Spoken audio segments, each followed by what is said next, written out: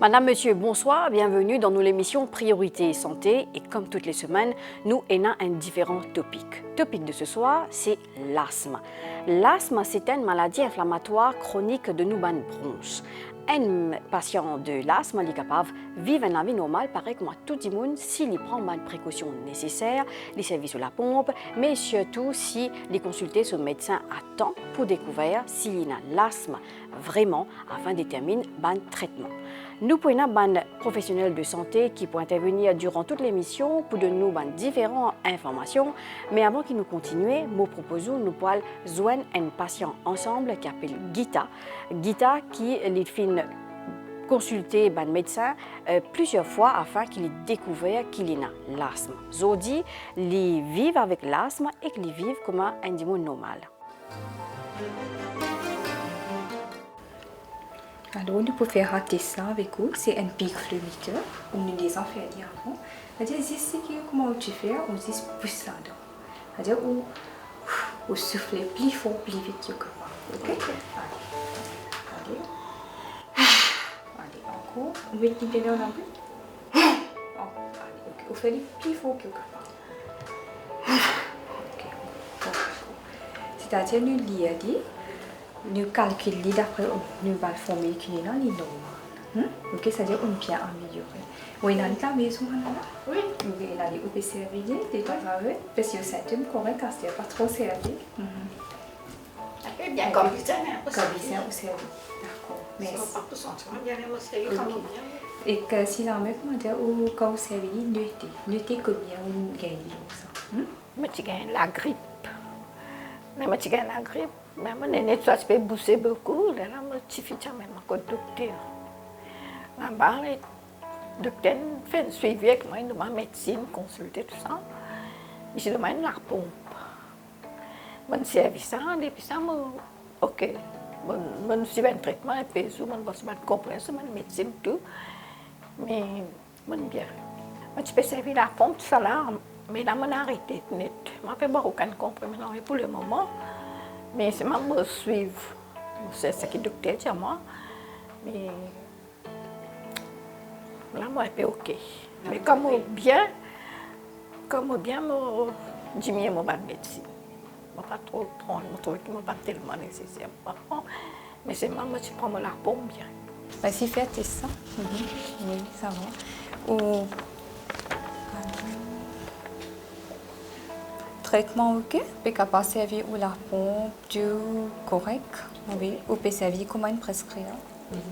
Mais très bien. Ce qui est bon, c'est où l'asthme est bien amélioré, où tes spiromètres est bien amélioré, où ban réussi est bien amélioré. C'est-à-dire où l'asthme est bien contrôlé. Ça fait 4 mois, 5e mois, non, 5e mois qu'on peut servir la pompe. Alors, nous pouvons continuer, nous pouvons rendre l'hiver. Alors, nous avons beaucoup d'infections qui viennent. Dans ce cas-là, nous ne pouvons pas diminuer le dosage. Après l'hiver, nous revoyons, nous guettons une grippe. Vous pensez qu'on finit faire le vaccin? Oui. Finit faire le vaccin à la grippe. Ok. Et comment ça a été? Comment a été? Ok. Ça va. Comment vous sentez-vous quand vous finissez avec la pompe? Bien. Ou bien léger. Ou tu peux avoir des difficultés pour monter l'escalier, quand tu peux monter vite, avant tu peux avoir des difficultés. Comment était c'était normal, capable de monter sans arrêter, capable de monter. Ou tu peux avoir les rhumes, tu peux tomber dans la bouche. C'est correct à ce tout correct à ce Ou peut rester la bouche quand vous finissez, bien important qu'il vous reste la bouche. Vous proposons maintenant, nous allons un deuxième patient, Vijay, Lifingen, toussé prolongé. Vijay, toussé là, pas arrêté. Et comme beaucoup de Mauriciens, nous à la pharmacie, nous prenons un médicament pour nous-mêmes et que nous essayons de guérir nous-mêmes. C'est ce qui Vijay fait, mais malheureusement, les pas trouvent la guérison. Donc, il besoin consulter un médecin pour découvrir qui il peut gagner exactement. Et après, il finit de découvrir qu'il a l'asthme. Après combien de semaines? 6 semaines. 6 semaines.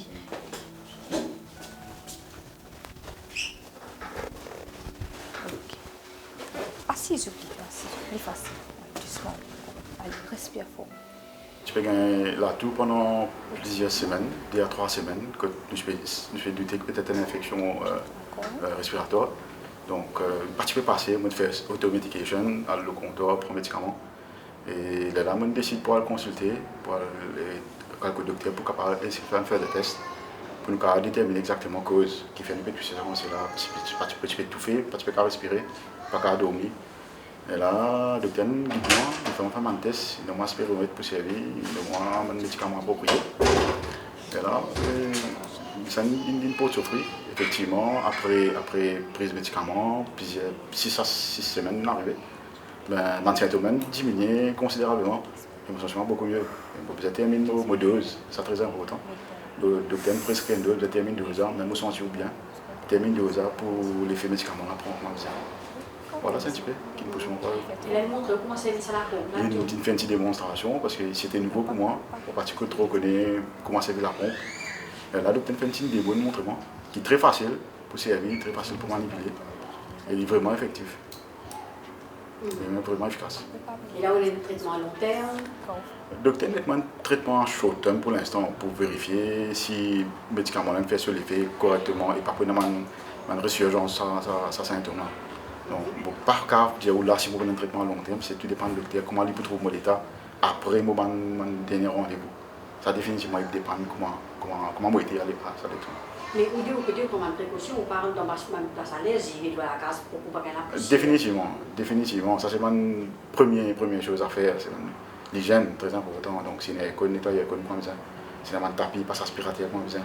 Donc tout le temps dépoussiérer, tout le temps très propre tout. Ça c'est très important. Et pas dans une place côté dans la poussière, dans le pollen, etc. Donc, nous ne connaissons pas qui peut causer, mais toujours nous prenons des précautions que nous connaissons. Il est important que nous ayons un guide docteur, mais il est important que nous aussi nous fassions nos efforts de nos côtés. Très bien. Bon, c'est un propre, pas un souci. Super, très bien. Alors, nous rendez-vous dans 2 mois. Dans 2 mois, c'est-à-dire nous regretter comment on était. Toujours pas oublier écrire si jamais on peut bien servi ou une antidote la pompe, si jamais on peut servir. Ou tu commences quand tu sais suite à beaucoup d'infections. Alors, il n'y a pas vraiment las. Nous guettons pas une vraie las ou soit les allergies. Nous revoyons dans 2 mois, ok? N'oublie pas, vous avez la bouche. Après, faire une technique ou une faire ou vous connaissez aucune faire. Vous faites bien comment vous savez faire. Ok? Allez, bonne journée. Allez.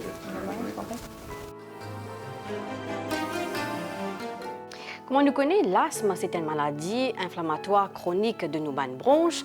Alors, les manifestés par une crise d'essoufflement, par une toussée, par une respiration un petit peu fort, mais aussi par un facteur environnemental. Une allergie aussi capable de causer l'asthme, par exemple par un acarien, pollen, etc. Là, c'est une maladie chronique qui affecte nos bronches et de tout l'âge de personnes et qui est associée avec beaucoup de symptômes, de risques facteurs et aussi des symptômes exacerbés avec tous les risques facteurs. Oui, il est présent globalement et il est présent beaucoup à Maurice. Nous avons une population de 300 millions de personnes qui sont affectées avec tout l'asthme globalement et aussi à faire ressortir, nous avons 1000 cas death cases per day globalement. Là, c'est on appelle une heterogeneous condition. Heterogeneous condition veut dire, ça veut dire pas de tout le monde est présent pareil. Il y a une personne qui peut avoir deux bons symptômes et une personne qui peut avoir un symptôme qui est dominant. Un seul symptôme qui est dominant. Nous avons un symptôme comme tousser, touffer, ronflement et aussi l'estomac serré. Comment nous dire chest tightness. Alors, une personne qui présente qu'avec un seul symptôme, par exemple, tousser, on appelle ça covariant asthma. Et une personne qui présente deux bonnes conditions qui sont, ça veut dire tousser, touffer, ronflement et aussi l'estomac serré.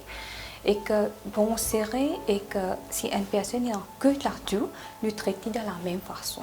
Pas veut dire s'il y a moins de symptômes, ce traitement non, les deux symptômes sont pareils. Ça veut dire qu'ils présentent différents symptômes de différents patients. Les symptômes qui sont communs, c'est ronfler, tousser, touffer et l'estomac serré. Mais il y a des patients qui ne présentent qu'avec un seul symptôme. C'est-à-dire qu'il y a un symptôme qui est dominant. Par exemple, il y a tousser qui est dominant. Mais pas veut dire qu'il est tout le long de la journée, il est varié. Ça veut dire qu'il est capable de gagner le matin et le soir plus. Ça veut dire ce symptôme qu'il gagne, inclut tous ces symptômes qu'il veut mentionner là. Il est capable de gagner le matin plus, le soir plus, ou soit il est capable de gagner par une activité qu'il fait. Mais nous avons aussi différents types de l'asthme qui nous sont bien connus. Nous avons l'asthme avec allergie, non allergie, l'asthme qui est présenté devant un adulte. Ça veut dire qu'un enfant qui est adulte est présenté de tout l'âge du patient, qui est un adulte, qui est un enfant, un adolescent, même un bébé. Et alors les traitements, les diagnostics et les symptômes, nous devons bien surveiller dans deux groupes de patients pour arriver à un diagnostic de l'asthme. Et aussi, l'asthme, s'il est présenté qu'avec tousser, nous traitons de la même façon que nous traitons les autres patients.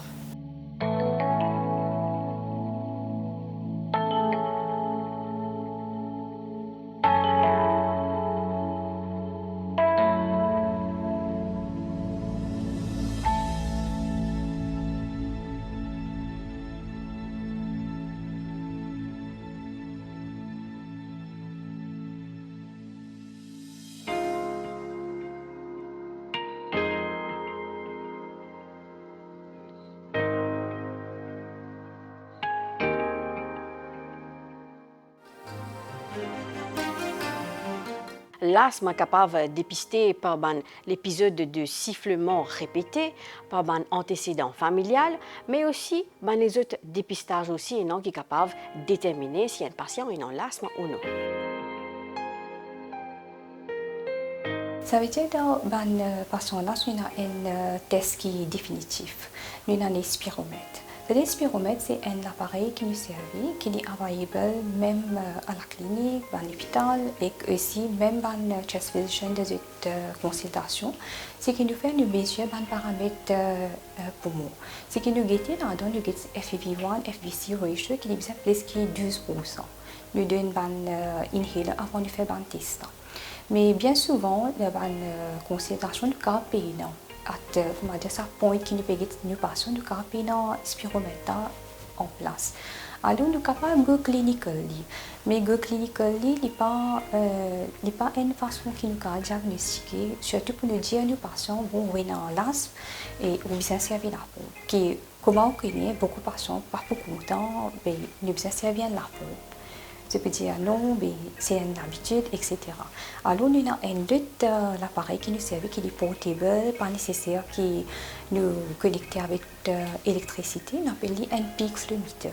Un peak flow meter, ça veut dire que nous demandons à son pour souffler là-dedans. Plus fort, plus vite qu'il est capable, et qu'il montre nous quelle capacité ce poumon. Et aussi, il est capable de servir à l'appareil. C'est-à-dire que tout patient, si pesé, c'est bien énorme. Il est bien, affordable et que les pratiques, les portables, qu'il est capable, de se progression sur l'asthme. Et puis, nous sommes capables de clinical, mais c'est n'est pas une définitive diagnosis. Qui fait un spiromètre est aussi important parce que de nos jours, il y a beaucoup de maladies qui mimiquent l'asthme. Il y a beaucoup de maladies qui paraissent pareilles comme l'asthme, que nous avons des symptômes, mais pas l'asthme. Alors, par exemple, nous avons sleep apnée, apnée du sommeil. Nous avons aussi un problème cardiaque qui est capable aussi présenter des symptômes, comme nous l'avons mentionné, tousser, bronches serrés, l'estomac serré. Nous avons aussi les autres comorbidités, pareilles comme la sinusite, upper respiratory tract infection, upper respiratory tract pathologies, et que nous avons aussi, comme on appelle COPD. Chronic Obstructive Pulmonary Disease. Alors, il est important au moins une fois un patient prend un spiromètre test. Et là, ça veut dire, comme on fait mentionner, il y a différents types de l'asthme. Ça veut dire qu'il y a allergic asthma, non-allergic asthma, occupational asthma, et adult onset asthma, asthme avec obésité, et asthme aussi devant le fumeur. C'est-à-dire l'allergie est causée par le pollen, la poussière, même les gens qui travaillent devant l'usine qui fait coton, vous êtes capable de aussi une allergie, avec aussi une pet allergie, avec des allergens. Et il est important pour mentionner que pas veut dire qu'il existe un enfant. C'est un adulte aussi qui développe l'asthme. Ça veut dire si jamais nos trentaine, 35, 40 ans, je peux gagner 25 symptômes, pas veut dire qu'il n'est pas l'asthme. Il est capable d'asthme. Ça veut dire que c'est un adulte onset asthma et qu'il est traité de la même façon comme les enfants. Comment on assesse sévérité? Bon, sévérité, c'est plutôt une rétrospective. Rétrospective veut dire que la personne a vu nos rendez-vous. Nous assessons différents symptômes comme nous demandons daytime symptômes, nighttime symptômes. Aussi, nous demandons est-ce qu'ils ont bien servi la pompe relief. Alors, ce qui nous demandons est-ce qu'il y a une disturb pendant la journée, une gamme de symptômes, est-ce qu'ils ont bien servi la pompe pour qu'ils soient capables de continuer leur activité, est-ce qu'ils ont une levée à soir pour qu'ils aient bien levé à soir, service de la pompe, ils commencent à tousser, étouffer. Est-ce qu'ils ont service de la pompe relief beaucoup? C'est-à-dire, normalement, il plus que 2 par semaine. Et là, il vient comment dire, là, ce qui est plus sévère. Nous avons différents types de la pompe. Ça veut dire, nous avons la pompe qui est relief, avec nous avons la pompe qui est maintenance. Mais à partir de 2019, nous avons nos guidelines, ça veut dire pour là, ce qu'on appelle GINA Guidelines. Le GINA Guidelines, c'est nous comprend le visa servir la pompe qui contenait tous les 2 médicaments. C'est-à-dire médicaments pour relief et médicaments pour maintenance. Ça veut dire dans un seul la pompe, il y en a tous les 2 là-dedans. Ça veut dire nous prescrire 2 fois par jour et si jamais, comment dire, tu sais, tu fais entre 2, ou gain va servir même la pompe. Ou pas nécessaire, comment dire, servir l'autre la pompe. Ça, c'est but Gina Indiano qui nous a servi, ça a été la pompe là. Et qui nous fait, comment dire, par assez sévérité, qui fait l'important pour qu'il nous reconnaisse est-ce qu'il nous besoin step up ce traitement ou bien nous restaurer. C'est-à-dire, si personne dire, moi, comment, il peut bien lever à soir, il peut bien serrer service sur la pompe, veut dire qu'il y a quelque chose qui n'est pas correct. Pas juste qui dosage pas correct, il est aussi capable qui façon qu'il peut servir sur la pompe pas bon. Quel message de la population et pour la population? Oui. Alors pour la population, le plus important, c'est nous besoin connaître si nous pouvons gagner 25 symptômes. Ça veut dire nous allons un médecin, ne pas penser que voilà, tu sais là pour aller, ronflement là pour aller, et pas hésiter pour dire commence un traitement. Parce que bien souvent nous envie plutôt prendre antibiotiques, ne pas envie de prendre ça inhaler là, parce que inhaler même qui sent même qui se traite. Pas antibiotique, c'est inhaler là qui traitement de l'asthme. Et que si nous connaissons une bonne patient en l'asthme, une bonne camarade, une famille de l'asthme, protégez que nous pouvons gagner la grippe. Et une population à bœuf de 60 ans vaccinée anti-grippe. Et pour nous bonnes patients, bon, l'asthme est une maladie qui est chronique. Ça veut dire qu'il nous gagne la sortie de maladie pour finir. Nous sommes capables de remission. Comme me dire, une patient est capable de servir la pompe 2 fois par l'année. Mais il est capable de revenir. Alors, si je trouve que les symptômes peuvent aggraver, voir le médecin, revoir le médecin, regarder si je bien recommencer la pompe, soit sans la pompe. Et aussi, guetter si la technique qui peut servir la pompe est bon. Nous avons un docteur, un généraliste, un spécialiste, même un dispensaire qui est well trained, pour montrer nous comment vous servir la pompe, technique la pompe. Alors, nous là pour aider.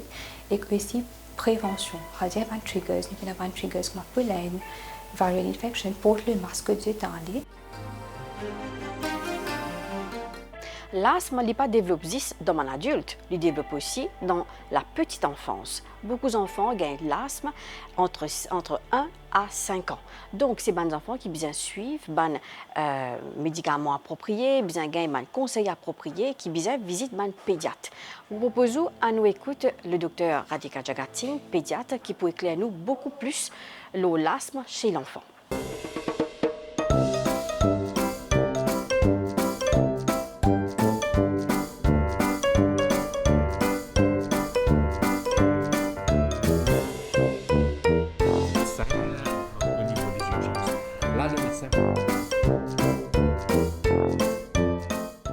C'est un topic bien intéressant et une cause qui vient dans beaucoup de parents sur la bouche quand les enfants toussent. Souvent, je peux demander est-ce que mon petit a l'asthme? À nous définir d'abord. L'asthme, définition, nous peut dire médicale, bien évoluée dans le temps Et dernière définition qui nous est dans de European Guidelines, il dit qu'il faut des enfants-là se tousser, ce crise d'asthme qui nous pensait peut gagner, résoudre avec traitement qui nous donnait dans l'asthme, un critère. Deuxième critère, c'est un critère spirométrie, c'est-à-dire quand il soufflait, combien l'air peut sortir dans ce poumon, et une espèce de graphe qui peut dire nous si pas adapté plus à ce taille qu'à ce l'âge. Et troisièmement, ce qu'ils peut demander, c'est combien nitric oxide, NO, ces enfants-là pour expirer. Donc, les complexes. Et nous pas qu'à faire tout ça dans Maurice. Donc, nous définissons les plutôt les enfants-là, peut siffler et comment ils étaient, qui pas tout à fait correct d'après les niveaux guidelines, qui faire parce qu'il est complexe. Un enfant capable de siffler pour beaucoup d'autres raisons, il n'est pas nécessairement asthmatique. Donc, nous prenons une clear-cut definition, comment nous dire, qui est facile pour implémenter. Deuxièmement, l'âge. Nous prenons aux enfants.